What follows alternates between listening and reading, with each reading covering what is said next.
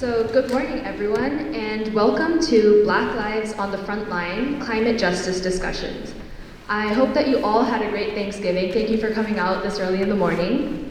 My name is Meghna Shankar. I'm a freshman student at the University of Washington, and before that, I was a student at Redmond High School in Redmond, Washington. I am also a regular striker with Fridays for Future. As some of you may know, there is a global climate strike today, but since today is Black Friday, there's no school in session. So in the US, we decided that we would hold this panel hosted by Fridays for Future and Garfield High School's Black Student Union. The goal of this panel is to educate you all about the effects of climate justice and climate change on Indigenous communities and minorities around the world. The causes of the climate crisis are fairly straightforward. Humans are emitting greenhouse gases, and these gases are causing the planet's climate to change at an unprecedented rate. And there's also the environmental degradation that seems to follow humans wherever we go. The chopping down of acres of forest for agricultural land, or spewing oil into the seas when we ship goods. The scary thing is, scientists 20 years ago said that these changes would happen to our planet, and these changes are happening right now. Devastating fires are happening in California. There are serious water shortages in India, and there are also terrible floods in other parts of the world. And now the youth of this planet have the task of cleaning up this mess. What is complicated is solving this crisis while preserving equity and justice for our frontline and marginalized communities. There are people on this planet who are struggling to feed themselves on a daily basis. We can't just tell them to stop cutting down trees when they need the land to grow food for themselves. Any solution to climate change needs to protect these people who are affected the most by it and are often the least responsible. Today we will start with a look at some global issues with people who are a part of or have worked with Indigenous communities around the world, people with a strong historic connection to their land. Then in the second panel, we will explore how these issues affect us here in Seattle and in Washington State. I encourage you to consider how marginalized people around the world are affected by the choices that we make here, and how we can be better global citizens and work together to move us towards a more stable future. Look at today, Black Friday. Great sales, lots of opportunities to buy huge amounts of commodities that we probably don't need at all. How much energy went into producing those goods, both in carbon emissions and in the labor of people who had to manufacture it all? Thank you all for making the choice to come here today and educate yourselves on a school holiday, instead of joining the crowds at Westlake Mall. Our first session will last until about 10:50, after which there will be a 15-minute intermission. Then we will have our second panel until 12:30. There are speakers situated throughout the building, so if you need to step out of the hall for a few minutes to use the restroom or something else, you won't miss anything. We encourage audience engagement in these panels, so if you do have a question that you would like to ask some or all of the panelists, please feel free to come up and ask the question on the stage. We hope you can stay with us for the whole program. There will also be some time to speak individually to the panelists at the end of each session. All right, so let's get started. I'd like to introduce my fellow youth moderator. Hello everyone, my name is Aji Piper. I'm 19 years old. I've been an activist since I was 12 here in Seattle. Currently I'm working as an electrician installing solar panels locally. That's what I'm here. I'm going to be helping moderate. And then I'd also like to invite people who are like way out on the fringe to come in a little closer, get a little more comfortable with the panelists on the stage. You guys are kind of far out, it's not really a packed theater. And now we'd like to introduce our panelists. So if each of you could just say your name and how you got involved in the climate justice movement and what you've been doing ever since. Hi, my name is Sophia Tekola, but before I go into my bio, I just want to take a second to honor the stolen land we are currently on of the Amish people.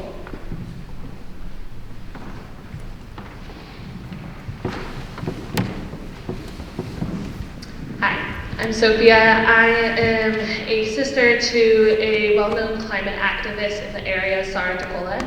I am also a daughter of a climate refugee. I belong to the BSU at Seattle Central College, where I'm also the executive of communications.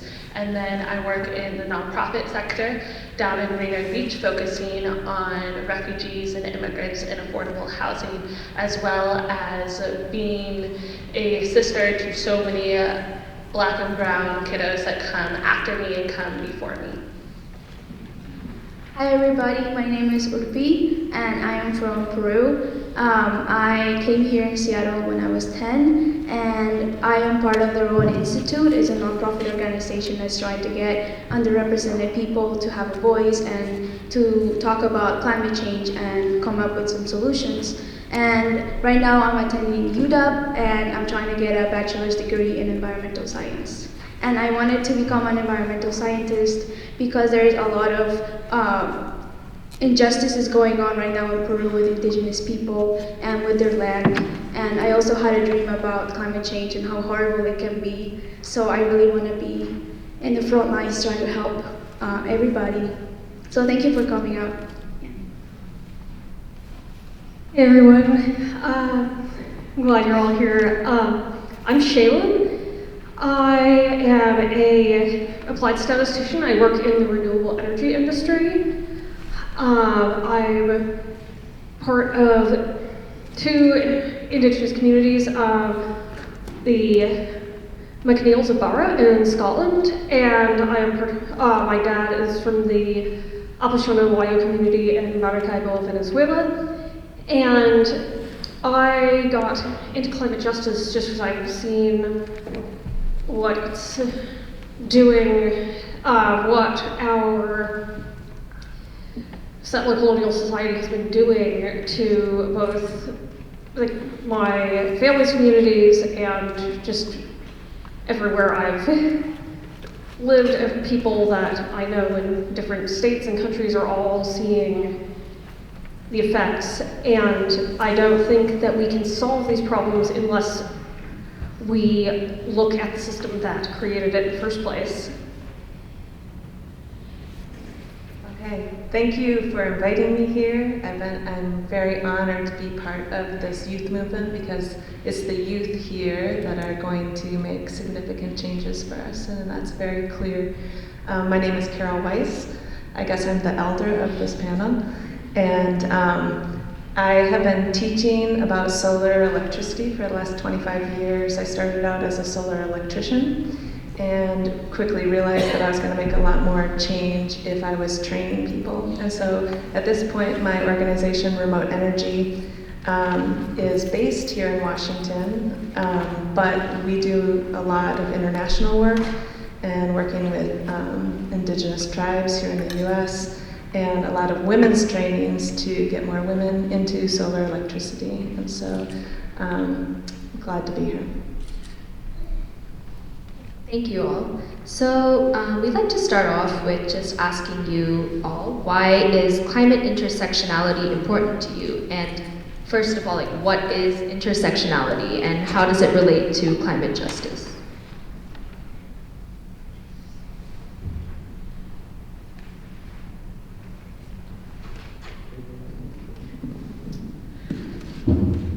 First, taking a look at the fact that we are all connected, and that whatever happens in Hong Kong with their Black Lives Matter is happening here. With police brutality, it's happening here. If you look at Katrina and the fact that as soon as this incredibly awful hurricane that should have never happened took place, it wiped out so many Black and brown communities, and then it got built up with gentrification going higher and higher and higher, kicking more people out that they could never come back. We look at Flint, Michigan, and it took a celebrity's kid to make a change and have Black students and Black kids not keep dying from bad water in our own country's backyard.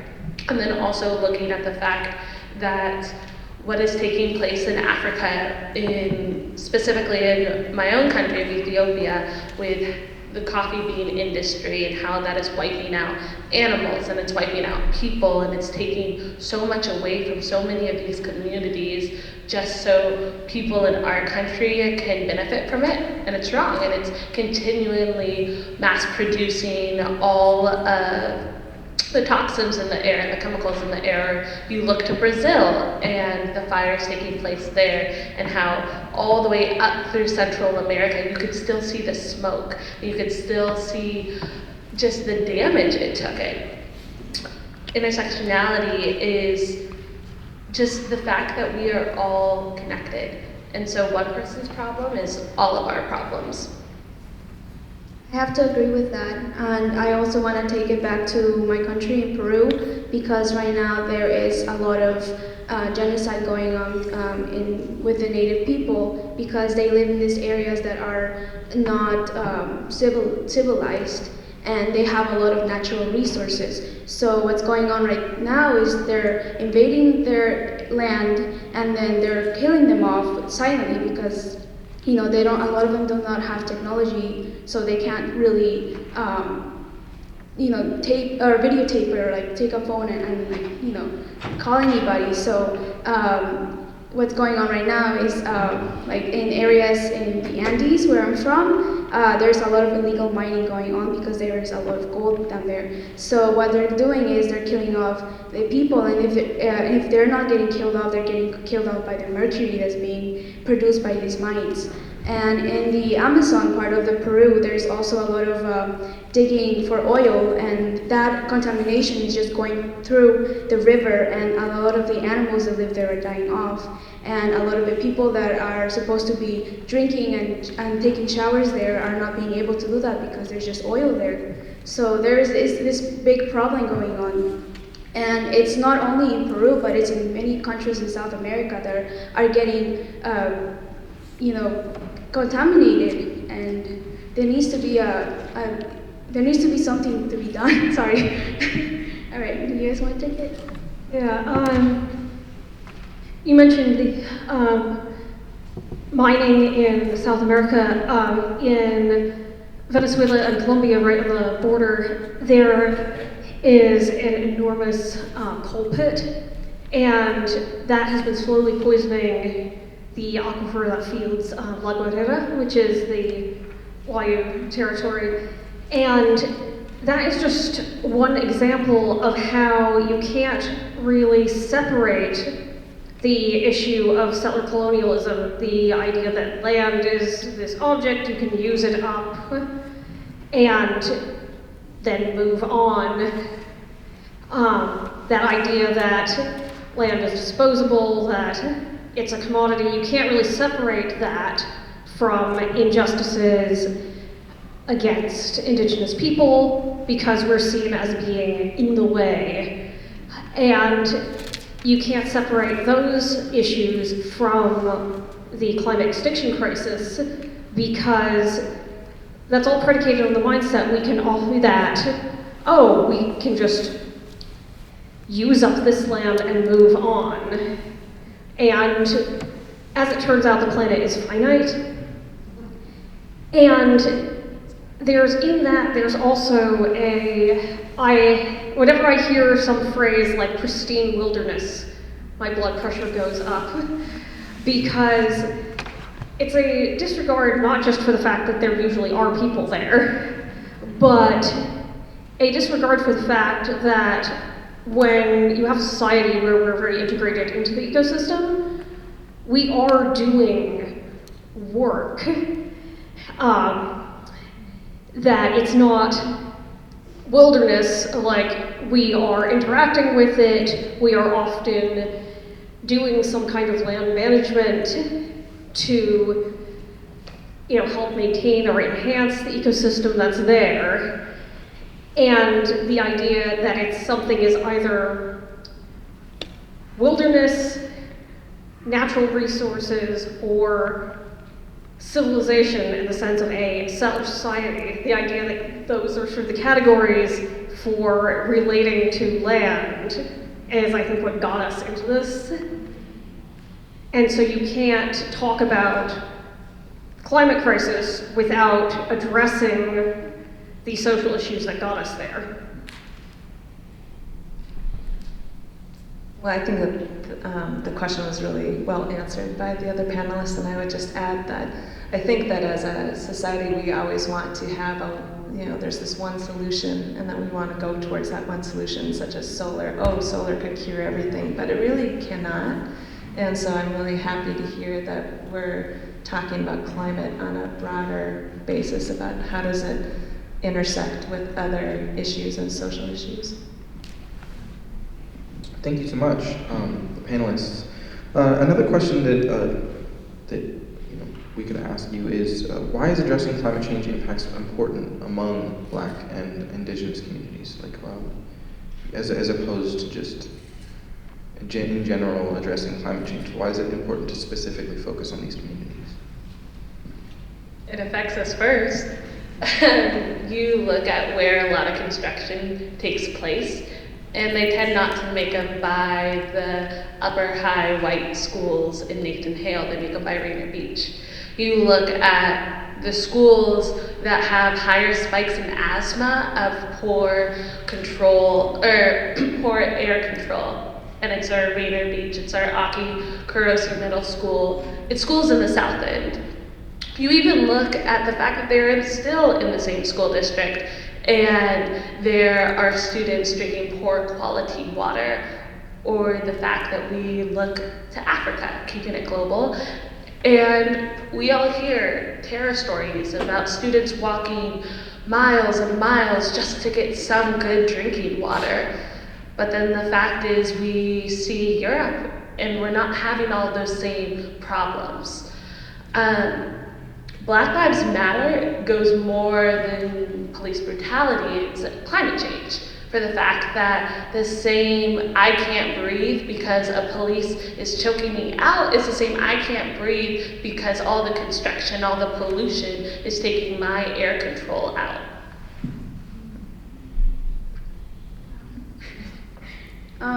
I would say that Indigenous and Black people are getting affected of climate change because I think of colonization first, because we were colonized, and in Peru, I'm saying, like in South America, we were colonized by Spain, and well, there became a caste system where the Indigenous people were at the bottom, and then the Spanish were at the top, and then people that were mixed were in the middle. They were called mestizos. And well, right now the outcome of it is that in Peru there is a lot of racism, even with people that look the same.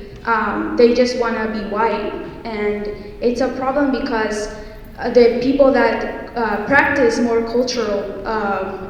They have like more connection to the earth, that are more indigenous, are getting oppressed very much. They do not have the same opportunity to go to education, they don't have the same opportunity to own a house, and it's because they are indigenous and they practice their ways and they speak their native tongue. And this is a problem because they don't have a voice, they are able to get easily silenced, and their land can be easily taken over. And this is creating pollution in their lands, and a lot of them are getting contaminated, like I said, with mercury, and a lot of their children are being born with deformities, and just like the birth rates are declining, and it's just very, very sad. Yeah. I also would like to say, it isn't just climate that, if you think about the Dakota Access Pipeline, it was slated to go through a majority white community. They made an almighty fuss, which they should have. I am not faulting them for making a fuss, because nobody should have a pipeline going through their backyard. But the effect is that there was a decision, okay, we're going to reroute it through an indigenous nation.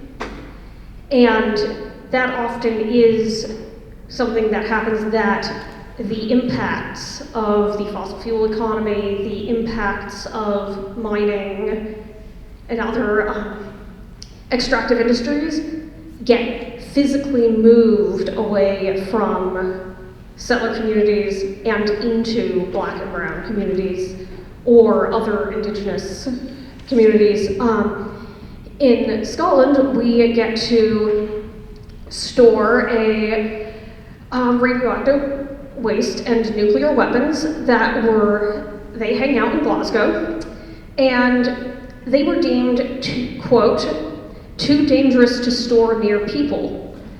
I would like to point out that Glasgow is the largest city in Scotland and it is the size of Seattle, but apparently we're not people. So it's safe to put all the nuclear weapons there. And the British government also likes fobbing off their radioactive waste on the Celtic countries, especially like the Gaelic-speaking areas, because that's in Europe. I get a lot of people will say, well, you all look the same. I'm just like, yeah, well, race is a social construct, and like in Europe, a big marker of indigenousness is language.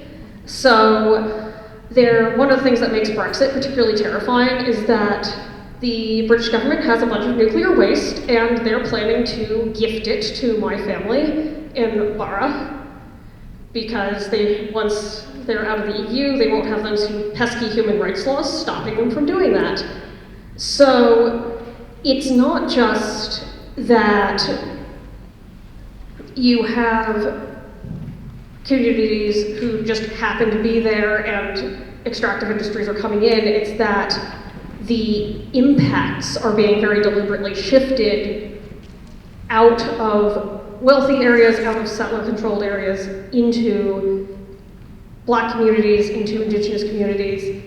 And the other thing I'd like to point out is that Indigenous people are 5% of the world's population and do 80% of the work as far as the environmental justice movement.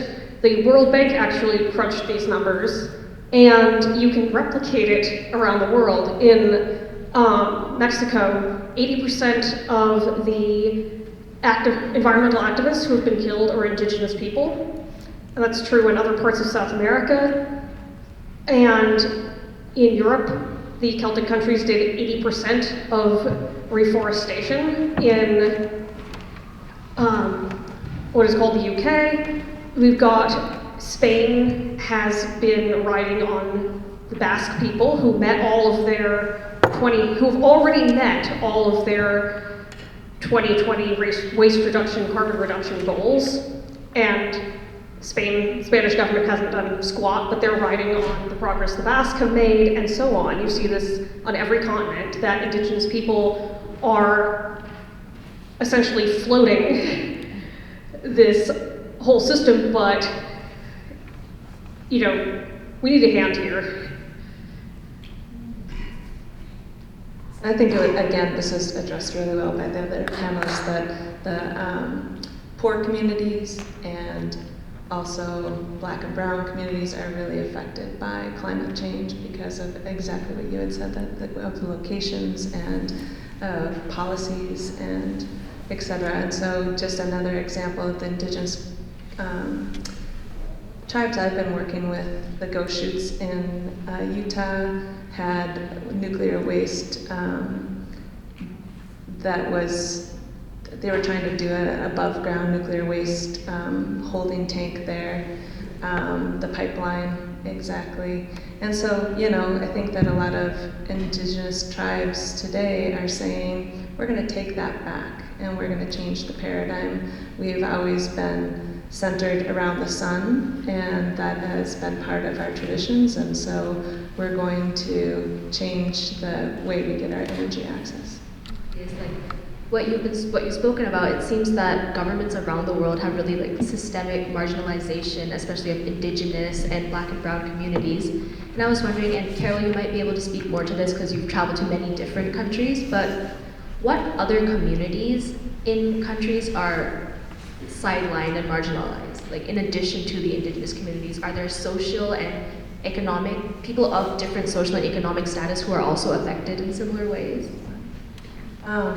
Well, so a lot of the work that I'm doing is kind of with those last mile communities where the government hasn't made a plan for the grid to go out or the utility energy lines to go out to their communities. And so if you're not in the plan, then there's no services either. And with a little bit of energy, with a little bit of electricity, you really can change people from being in extreme poverty to that next step up. So if people have a little bit of light, then they can change, that they can have their kids study at night. They can start a social business at after hours. And so what we're seeing is that women in particular are one of those populations where they're staying at home with kids, youth who are at home, and maybe a lot of times that falls on the girls to, if there's a choice that has to be made about boys or girls going to school, it's the girls will stay home and help the mom to fetch water or to do chores or to cook. And so I would say that it's people that really live remote would be another population, that, and then also women and youth. And how does empowering these communities, whether it be Indigenous, Black and Brown, or women, youth, people living in these rural areas, how does that help combat climate change and with climate justice? When you give someone an opportunity to be empowered, they empower everybody, sparking change. You look to any community that was shown that they can rise up, and I'm gonna restate my comment. Yesterday was colonial holiday of Thanksgiving, and in doing so, I spent a lot of time looking at the first Thanksgiving and what it was about.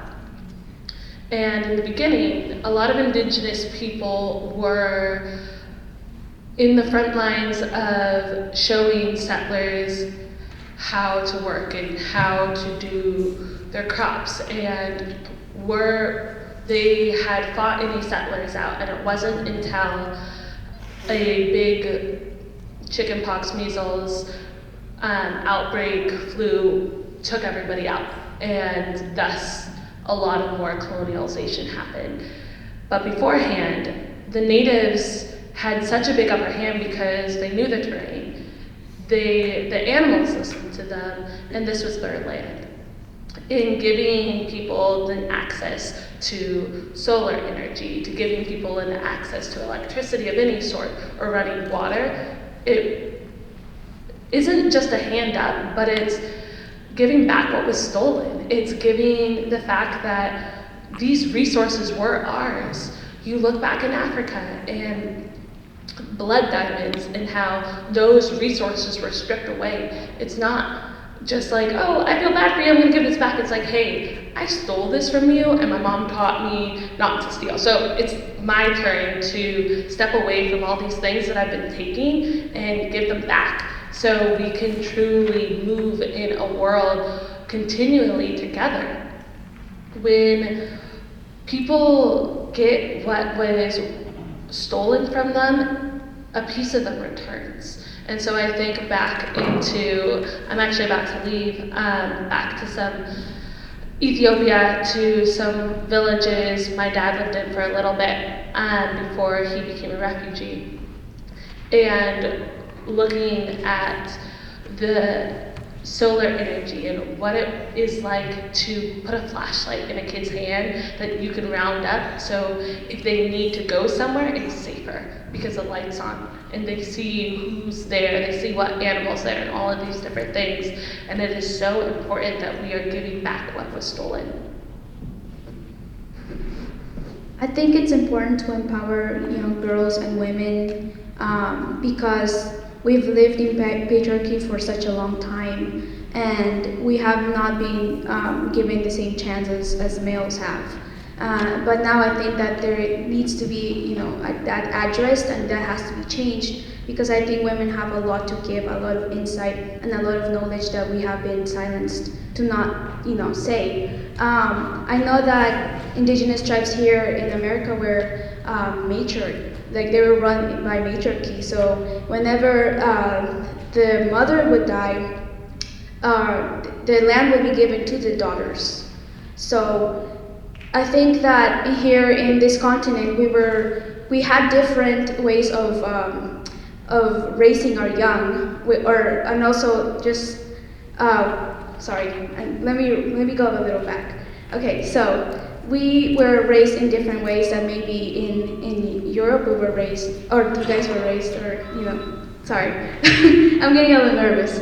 But basically what I'm trying to say is that I was raised in a matriarch household, and the way how I was raised is that when I would become grown, I would be responsible for my mom's and my grandma's land. And so I don't see that here in America as much.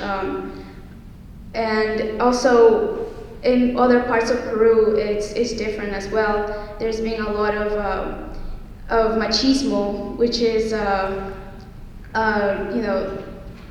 women do not get the same opportunity. And so I think it is important for women. Sorry, can we skip me, because I'm like, my band is very like. Yeah, thank you. Come back. Yeah. I think part of that autonomy is going back. Your comment about getting back what was stolen, I found really resonant, because part of that is autonomy. Being there all over the world, you've had situations where indigenous people have been displaced, moved, and then forced to be dependent on colonial systems. In Venezuela, especially in Maracaibo, which is a pre-contact city, used to be very autonomous, and that was originally what enabled our survival when the Spanish showed up, is because that whole territory is so deeply self-sufficient that we could essentially close down the borders and didn't really reopen them again until my great-grandma was a kid. And that autonomy and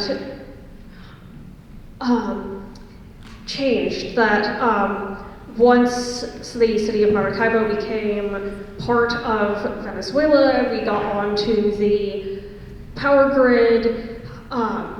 So now communities there need stuff like the electricity to keep water running, and that has become a huge problem. Whenever there's some sort of upheaval in the government, then the electricity in Western Venezuela always gets cut. And because of climate change, we've had to sink deeper and deeper wells because our aquifer is not refilling at the same rate. And so we're dependent on electricity to bring water up from deeper depths. And now when the electricity goes out, that's a really serious problem. And having wind farm development out in the peninsula is about regaining that autonomy and regaining control not just of our land, but how we live our lives, how we access resources, being able to be completely independent of any settler state is so important for our survival. So I have a couple of stories that really go to, they're anecdotal stories that kind of back up what everyone has been saying here, is that, people have great ideas everywhere. And so if you go into I've done a lot of teaching in Haiti and in Sierra Leone, which are some of the two, extremely poor countries. And as soon as people understand the basics of solar, they know exactly how they're going to use it. They say, we don't have lights at the maternal health clinic, and our women are having to give birth without lights, and so I'm going to use this for that clinic. Or we don't have water for the crops, and we want to do a second crop, and that would make our family more money, so we're going to put a water pump in here. Or my kids can't study at night. So it's not that, you know, everyone, as soon as you give the knowledge to the people in the community, they're going to be able to use it. And so we teach some women's only classes as well, because I've known this, I've taught women's only classes in solar electricity for 25 years, and I've known this myself just from my experience, but recently there's been studies out from the International Renewable Energy Association that says that some of the barriers for women to go to a technical class is because they don't want to be one of the only women in that class, and there's social barriers to that. And so as soon as you say there's going to be all women in the class, all women instructors, all of these women come out of the woodwork. And when I was in Kenya in 2015, the first class that I taught, on the first day of class, the women in that class took over the class. They said, can we have some time tomorrow? We would like to present to the class. And so I was like, absolutely. And so they got up and said, we don't want this to stop. We want to start teaching our own women's classes, you know, right away. So they wanted a show of hands of everyone in that room that would help train in solar electricity and train other women, because they knew that only in their country, only 4 women out of 250 held the solar licenses in their country, and they wanted that number to move. So it's just a matter of, you know, the reason why it's important to bring someone along is because then they're going to bring others along. And they're going to, like, you know, to empower women, then they're going to say, yeah, and I want lights to go to the maternal health clinic because my sister died in childbirth, and it was simply because no one could see that she was bleeding out. Or, you know, there's just so many stories like this that are out there. It's really incredible. I'm going to add something you were saying was the fact that, like, the knowledge is there. Like, due to the stories, the knowledge is there, but the access to it has been stolen. And I think as we go out, what are the ways that we are going to make sure that we are taking a step back to make the people of color whose resources have been stolen can continually be able to move forward and not just be pushed into the darkness? Wow. I'm just kind of piggybacking off of this last question. I think it's kind of important to think about off of Carol's kind of, when you give the knowledge to the community, they know what to do with that knowledge. How can American activists best, you know, stand in solidarity with the other countries and indigenous communities and Black and brown communities without kind of being that stepping in and doing things for the communities that don't necessarily fit with their solutions? And then also, like, what does taking a step back really look like in your opinion? Call your representatives, get active, figure out who are the people we have elected and how are they going to bring change. And then taking a step back, stop moving into communities that weren't made for you, in the sense that you look at gentrification and how it continually pushes out people. And yes, it might raise, or not raise income, but raise property value, which is really messed up. But be involved with what nonprofits are already doing the work. Get involved with them. There's restorative justice. Find out about what they're doing in fighting against the school to prison pipeline. Figure out who's already doing the work and how can we support them? How can we come alongside? How can we come along them? There is the ability for everybody to be involved and everybody to have a voice here, but sometimes that voice is a hand helping lead the way. One of my favorite stories / least favorite story in the activist sector is the bridge on Selma, and how the first time you had MLK and a lot of other Black people try to get the right to vote. And they're walking across the bridge, and the first time they go, a lot of them get murdered, a lot of them get beaten, a lot of them are struck and thus getting head injuries, and so much happens. And then word got out to a lot of pastors, a lot of white people, a lot of people all over the country. And so the second time they come across this bridge, everyone's holding hands. The white people are on the outside because the police do not dare to touch them. And they can walk across this bridge safely, so the Black people are able to be given a chance to vote, just to vote. So when we think about Black lives and the front line of climate change, how are we not just making white people put on an event and hire a couple Black people, but how are we partnering with Black organizations and organizations already doing the work?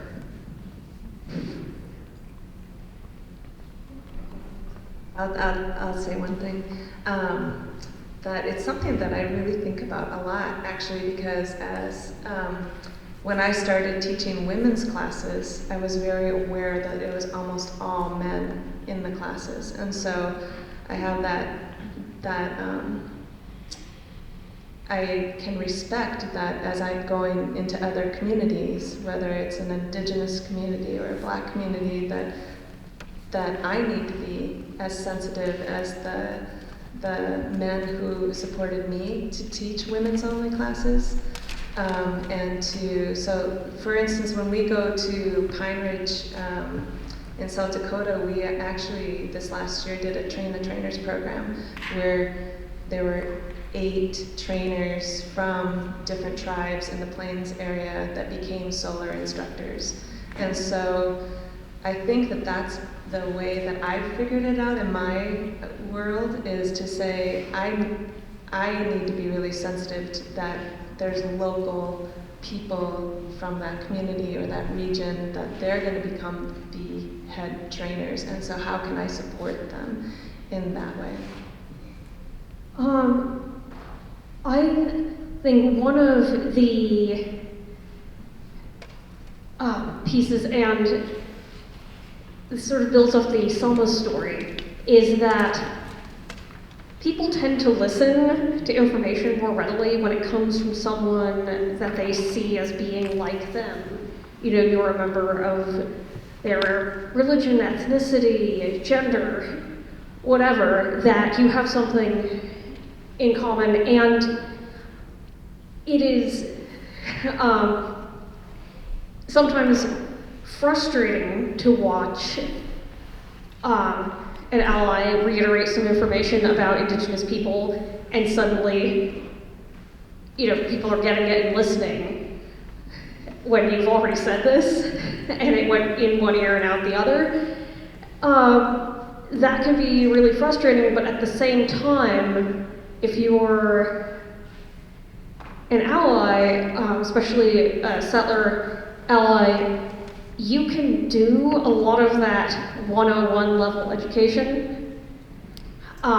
You're not talking over us if you have the, no, Christopher Columbus was a really, really bad dude conversation. Please be the one to have that conversation with all your friends and relatives so that Native Americans don't have to. So taking a lot of that 101 level information, because people are perhaps going to be more receptive, and it also is taking that labor off of marginalized people to have, you know, these who are having the same conversation again and again and again. The other thing is that, building off the fact that there are usually organizations on the ground doing something, that if you can act in solidarity against, you know, whichever entity is it, if it's a corporation, a government, you can amplify those actions. For example, you can go after, you can do direct action against a company that's funding mining in South America. You can do direct action against a fossil fuel company. That's, we've got a lot of multinational corporations are causing these environmental problems, and that means there is probably either a bank that's funding them or a corporate office, that you can reach with direct action. And basically take what is being done in one community and amplify that around the world. Don't give the corporation somewhere to run to. Okay, so back in 2009, there was this new president called Alan Garcia in Peru, and he wanted to sell parts of the Amazon of Peru to foreign countries because they found oil in them. This caused a big uproar in the country because they did not consult the indigenous people if they could sell those parts of their lands. And so what happened is that the indigenous people went out of the Amazon rainforest and in open areas of Peru, and they started to protest because they did not consult them in order for them to sell their land. And this caused a big uproar because they had to send in a lot of policemen to stop these indigenous people from protesting. And the protest lasted for around 36 days. And it was a peaceful protest. There was no killings, there was nobody injured, but they were getting tired of indigenous people protesting there for a while. So when they sent some policemen in, some kind of outbreak occurred, and 8 indigenous people lost their lives that day. Around 30 to 40 of them got injured, and around 11 policemen died, and a bunch of them disappeared. And this caused an uproar in the country because the people of Peru were not only mad at the indigenous people, but they were also mad at the government that these policemen were killed. The thing is that they were focusing on the policemen that were getting killed. They weren't really talking about the number of people, of indigenous people that got injured. And so Congress didn't know what to do, and the president wasn't being very solidary about this. He was just not really putting his face on this problem. And so what happened is that the people came together and they were like, well, both our indigenous brothers and sisters and these policemen lost their lives because this government did not want to change some laws that interfered with indigenous lives. So what happened is that the whole country came in and started protesting in order for these laws to get changed. And they were able to successfully make that. But if it wouldn't have been for all Peruvians to come in together and talk about this issue and recognize the lives that were lost, this wouldn't have happened. So I think that in this country, we all have to also come together. We have to forget about our differences and really make a change. That's the way how we make a change. This is how we also make a change, coming in together, listening to our stories, and going into Congress and telling them, we want this changed. We don't want lives to be lost anymore, because we want a change. A lot of people lose their lives, but it shouldn't be like that. It should always be peaceful. I mean, when I first heard that question, I was like, there's not just one big threat that oversees all the other threats, but then you also look at death and how, death is going to happen regardless of climate change or not. It's going to happen. But climate change is making the lives we live to the time we die that much harder, that much stressful, that much more painful. And it doesn't have to be that way. A year, 2 months ago, and 8 days, I got pulled over on Bainbridge Island, and before I knew it, I was put in handcuffs and beaten with a baton because the police officer assumed I stole my car. I didn't steal my car, and if it wasn't for my white pastor at the time who was driving behind me because I was coming from church camp, I probably wouldn't have been here today. And since then, I continue to wake up to night terrors of police violence.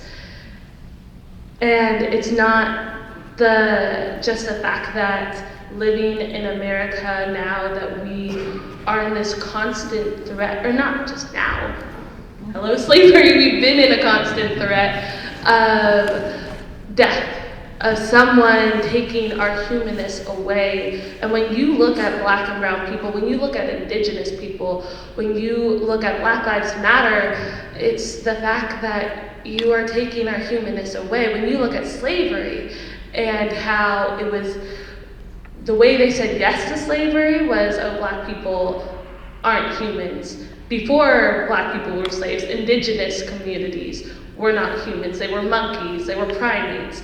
They were not human. A big threat we have, I can't speak for Indigenous people, and quite frankly, as one Black person, I'm not going to speak for every single Black person. It's just not going to do that. But for me, my big threat is not being considered human. Before anything, before someone sees my Ethiopian, before someone sees my American, before someone sees my womanhood, they see my Blackness. And though I'm proud to be Black, proud of the hair on my head, that isn't what makes me human.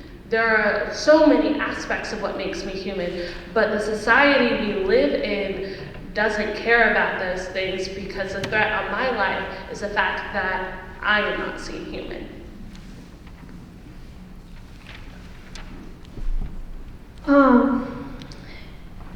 When I think about my parents' communities, the big threat for us is mass displacement, and I think it's sometimes hard to explain to settler society especially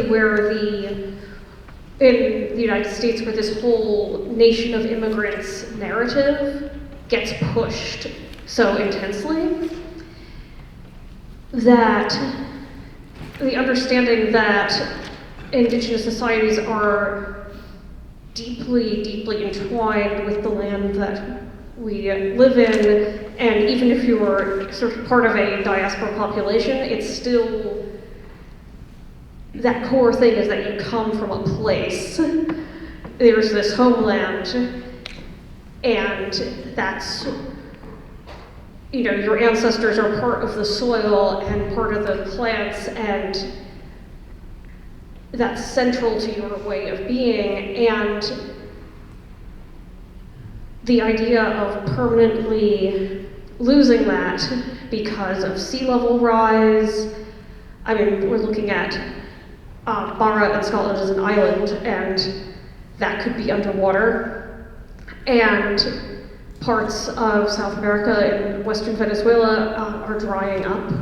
We're losing the aquifer, and thinking that huge parts of the globe could become completely uninhabitable or underwater or changed just beyond recognition from climate change, that feels like an existential threat, not just in the sense that, we're humans and we need things like water to survive, but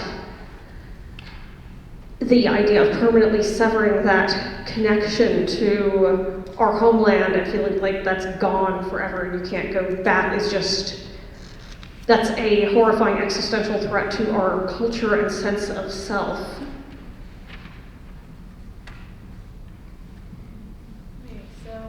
I just want to add in that I think I'm going to speak for myself and for my family.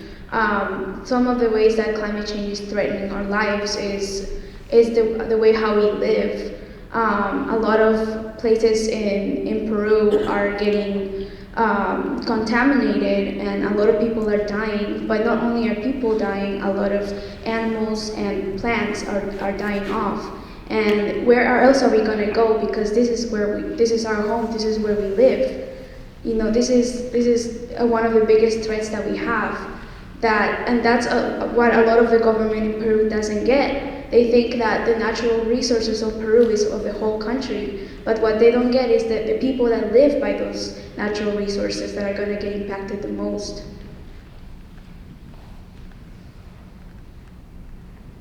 Thank you. So I'd like to just give the audience an opportunity to ask questions. If you have any questions for a specific panelist or for all of the panelists, feel free to come up. Yeah, the microphone. Yeah, so the microphone is over here to the right of the stage if you're looking at it to ask the questions.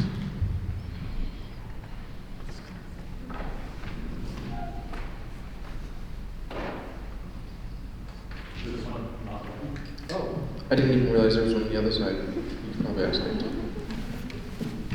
Hey, thanks so much everyone for sharing and educating us. And, I have a question that ties into what multiple people touched on, which is like the sort of dehumanizing of people of color, indigenous communities, and things like that, and how a big piece of that is sort of erasing and contesting the proud history of a continent like Africa or the Americas, where there is this history of wonderful leaders and achievement and beautiful society.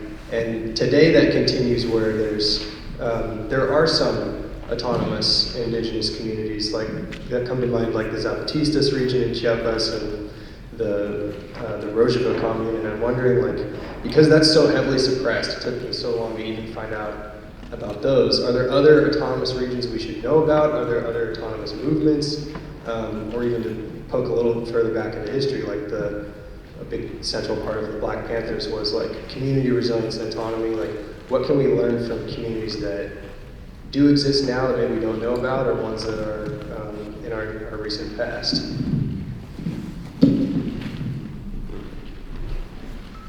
Yeah, I think there are definitely quite a lot of movements taking place, and unfortunately we don't have the time to say all of them, but I know for the fact that right now we hear the Amish people. They may even be sitting among us, and if you are here, thank you for your presence and for you being here. And the fact is, right now the Amish people are not considered a federally recognized indigenous nation, which is so messed up.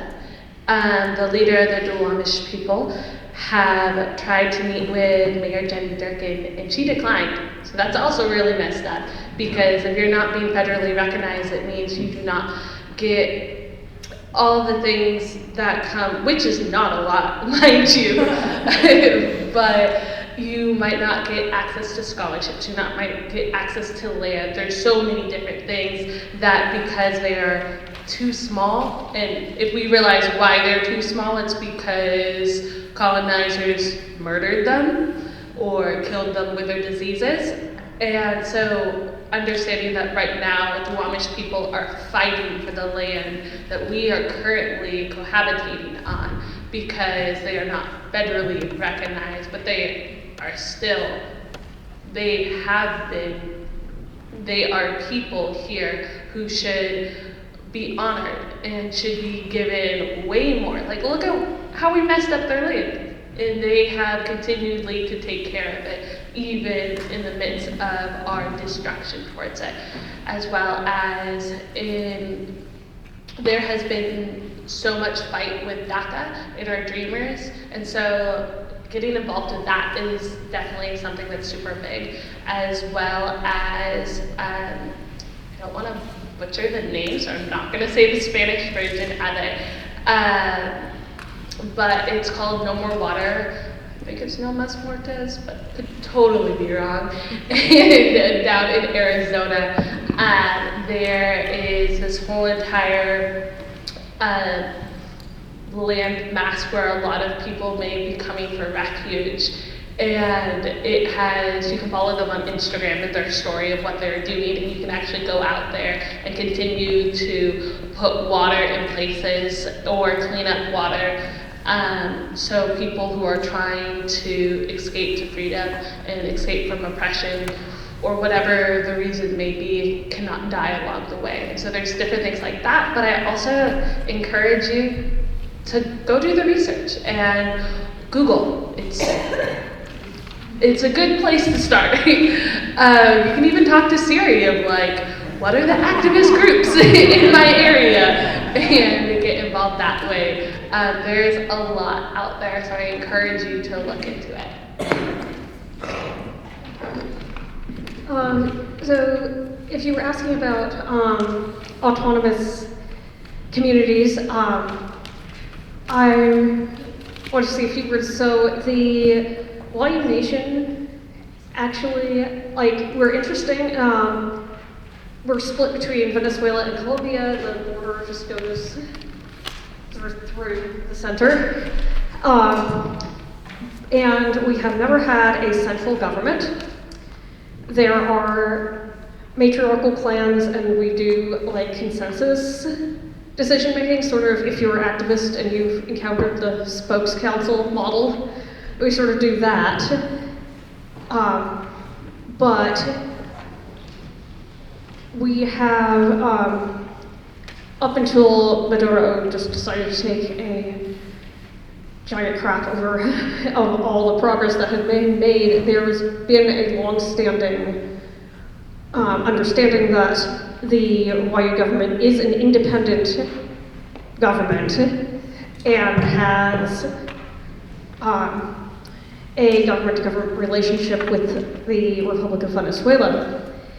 And it's been a lot more, historically been a lot more functional than the alleged government-to-government relationships with nations in North America, with settler governments, where the settler governments have broken every agreement and gone back on everything. So we have some cool stuff, like on the Colombia side, one of the communities has their own all-female police force. They're unarmed, they're all women, and I think that's a neat way to do sort of community safety and law enforcement. And in Scotland, I'm involved in the clan system. I say in my bio in the program that I'm an enrolled member. I'm a voting member, and we are these autonomous units that have our own land base and our own relationship with, well, it should really be a relationship with the Scottish government, but right now it is a relationship with the British Tax Office. And so there was actually some areas where we have our own wildlife management, our own environmental policy, our own social services and stuff set up internally, which is really cool that we can support our members even if we're not in Scotland. We can still support our members with, we have aid funds for people who are in financial distress, we have scholarships, we have language classes, and so, you know, that's a different way of having this system of, traditional system of mutual aid and of dispensing justice and working out disputes that exists within a larger settler society. All right, so I think our next question from here. Good morning.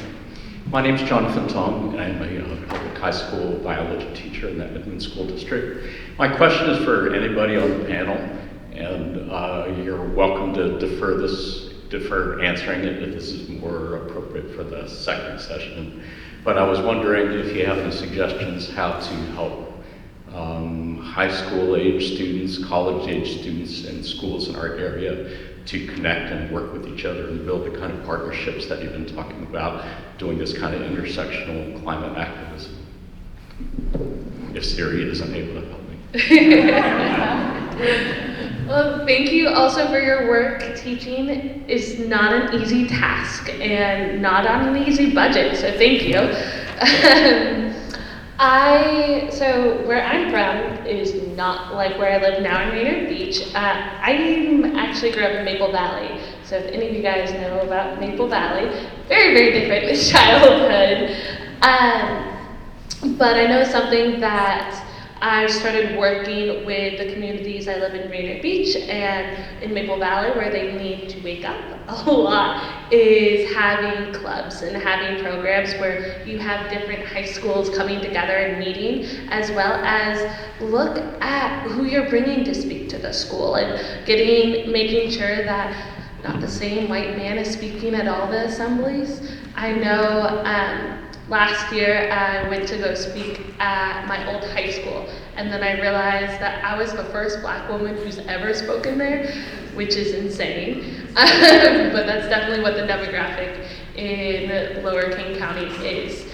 So making sure that reaching out to other schools and being like, hey, I want to start a club about getting different groups together and volunteer and work with different high schools and different things like that.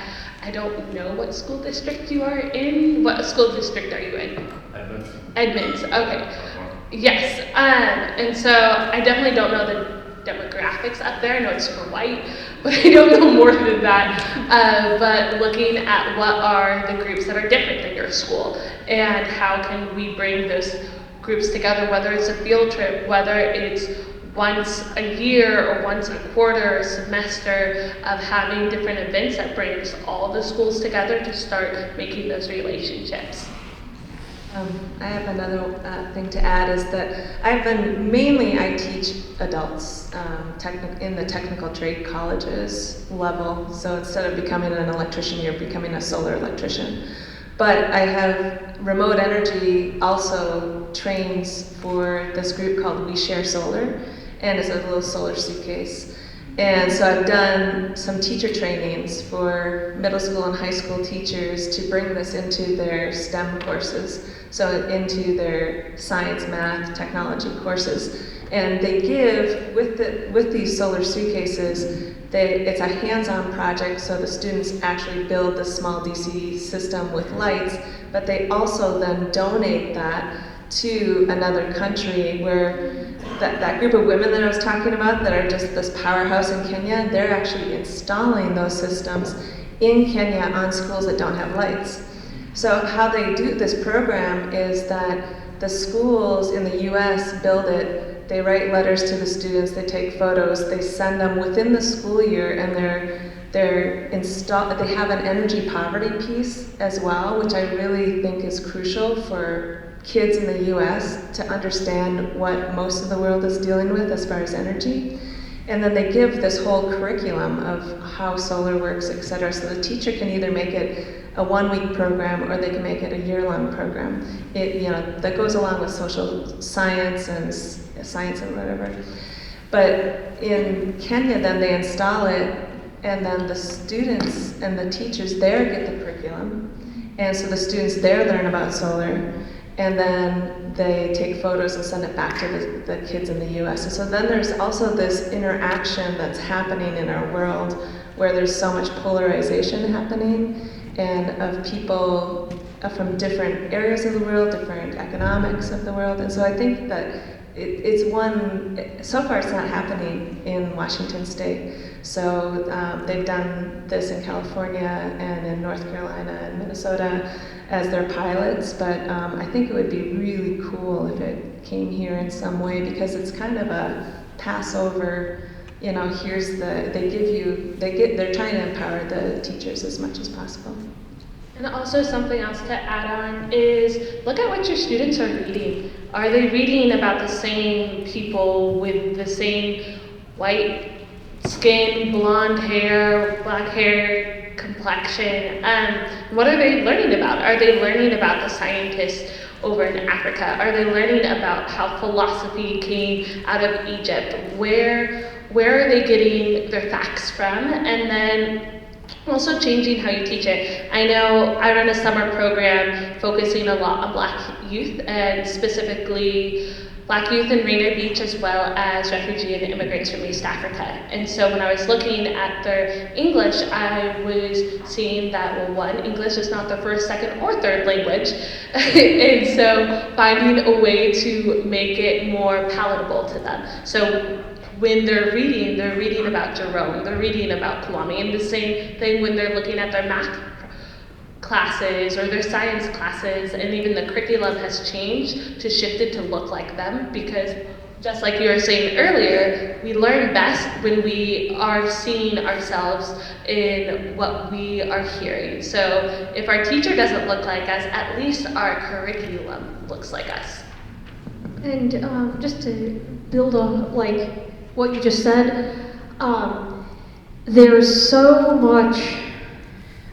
One of the things that I think is a barrier for Indigenous people in academics and in activism as well, I've found this out, is the enormous information gap. Because there have been times that I've kind of contextualized myself in an activist space and people come out with stuff like, how are there Native Americans in South America? And I've also gotten the, how are there Indigenous people in Europe? Or, well, aren't all Europeans Indigenous? Which, no, that's not how that works either. And even stuff when I was in 8th grade, my science teacher asked me about my name, and I was like, oh, it's Scottish Gaelic. My parents kind of split the cultural difference, so I have like one of those noun as names, Scottish Gaelic.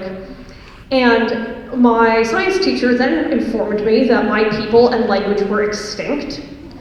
I did not vanish in a puff of logic. But that's just one example. I have a bunch of stories, and a lot of them are way worse. But when you have this huge information gap from like when you have to explain to people that yes, there are Native people in South America, we still exist, and there's so much misinformation about, especially Indigenous people in the Americas, about our levels of technology, our types of government, our connections with other Indigenous nations, our politics. Like, there's so much misinformation that it can be really daunting to connect with someone, especially a settler, when you feel like you're just going to be filling this giant gap in your understanding. You can't even talk about experiences without filling this giant void. And so I think that telling the truth about our history, telling the truth about Black history, telling the truth about Indigenous history, not just in the Americas but globally, is so important, because having that information allows people to talk openly about their experiences and be met with curiosity and understanding and empathy rather than a blank look or a giant wall of questions or people arguing with you about whether or not you exist. I think that making sure that people have that knowledge, and that is a default part of our curriculum, is so critical to having Black folks, Indigenous folks, brown folks feeling welcome and able to speak up and have their experiences really understood. One more question, but if you are here and your question was not answered, please feel free to talk to the panelists during the break and after the panels are over. So, next question. Some of you alluded to the issue of climate change migration, and that strikes me as something so important, as so many people around the world are going to lose their homes due to sea level rise, and often these are the most marginalized people around the world, like the Rohingya, who are being persecuted in Burma and have to flee across a national border, which is arguably a colonial construct to Bangladesh, which is also so vulnerable to climate impacts.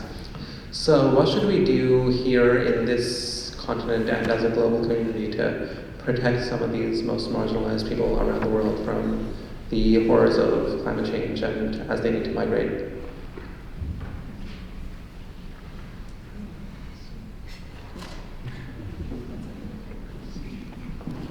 Yeah, I think again, there are people who have started doing work, whether it's meeting people at the airport and helping people come in, it's also helping, there are policies trying to fight for those people, and there's policies trying to attack those people, and making sure your people you voted for in office are fighting for the right ones. But it's also, once again, I think, realize who's doing the work and how can we come alongside that.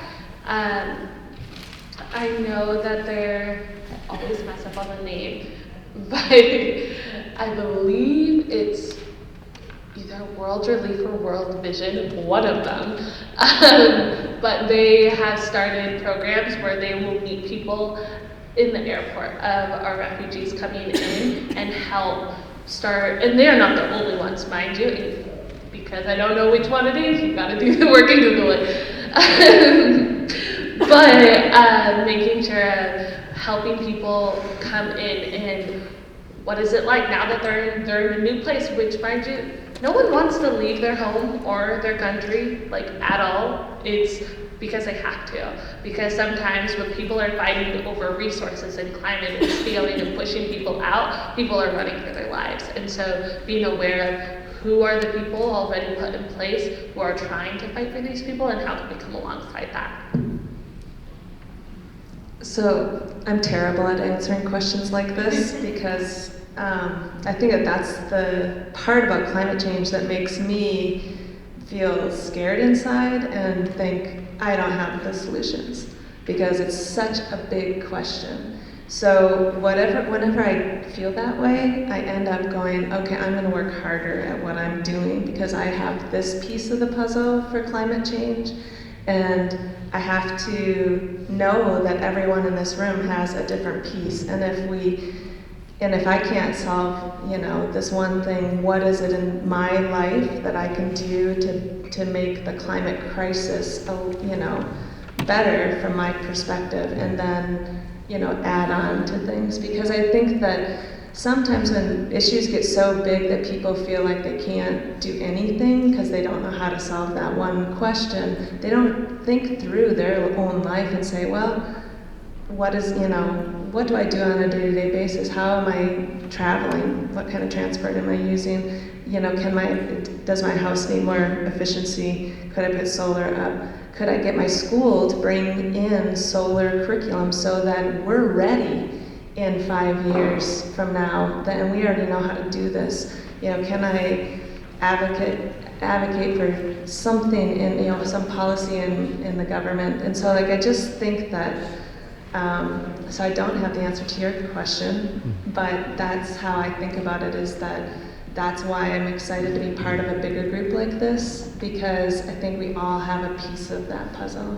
Yeah, and I think it's also realizing that climate change has been upon us for a real long time now, and for climate change to be solved, it's already happening. And it's not just everybody doing it perfectly. Because if you haven't got it, we're not perfect. We have all messed up. And so climate change, how we combat it is everyone trying. And the ability of trying to meet people who don't look like you, or maybe who do look like you, and you're in a place where other people don't look like you, so you come alongside somebody else. It's meeting people, it's starting those conversations, it's doing recycling, reusing, composting, all of these different things that we have been told that we should be doing, but we're not doing. It's the fact that we have so much litter, and have you stopped to pick it up? It's having those conversations, and it's going above and beyond just being lazy. All right, so thank you all so much for being part of this panel today. Like, I think we all learned a lot from what you had to say. So let's give them all a round of applause.